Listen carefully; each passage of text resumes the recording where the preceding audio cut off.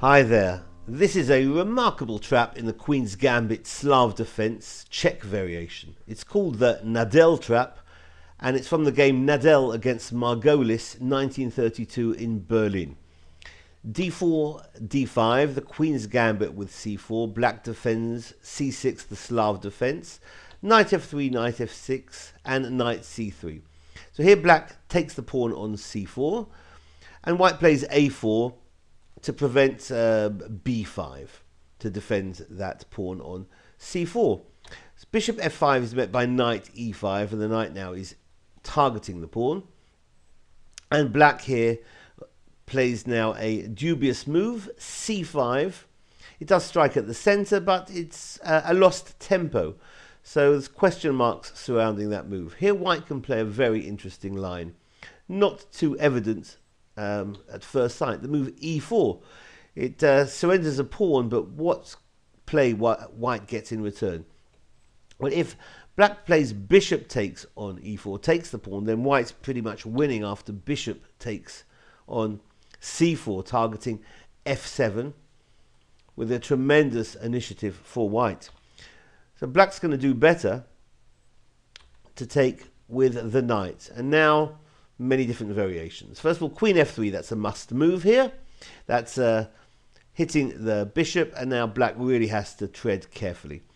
What can black play? If knight takes on c3, then queen takes f5. That's got to be winning for white, threatening mate on f7 as well as capturing the knight on c3. If black were to try e6, then white's going to be winning again after knight takes on e4. Fantastic position for white. If bishop takes, then queen takes on f7.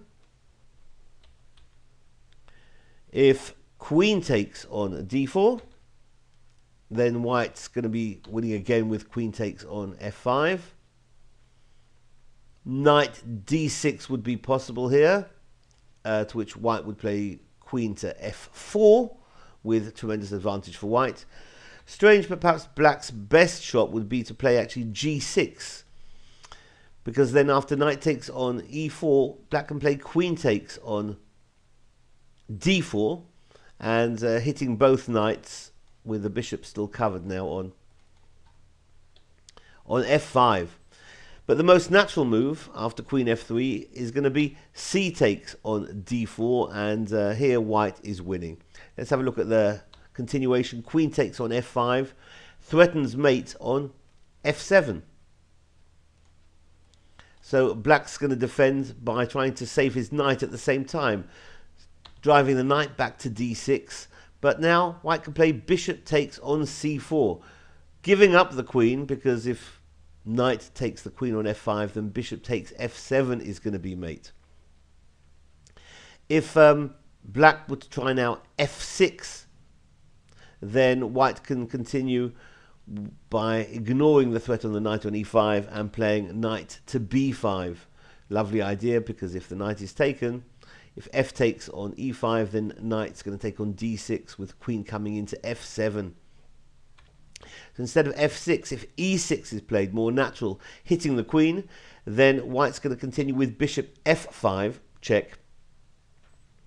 The knight cannot take the bishop because of queen takes f7 mate. I suppose the knight on b8 could interpose to d7, or better would be to c6, but white's going to be winning after queen f3 after that.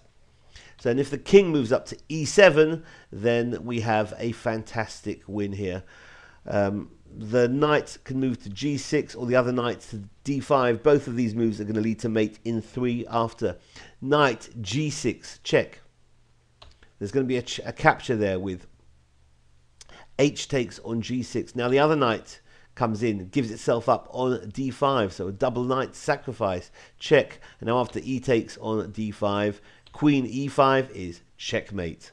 So this has been the Nadel trap in the Queen's Gambit Slav defense Czech variation. Thanks for watching. Bye bye.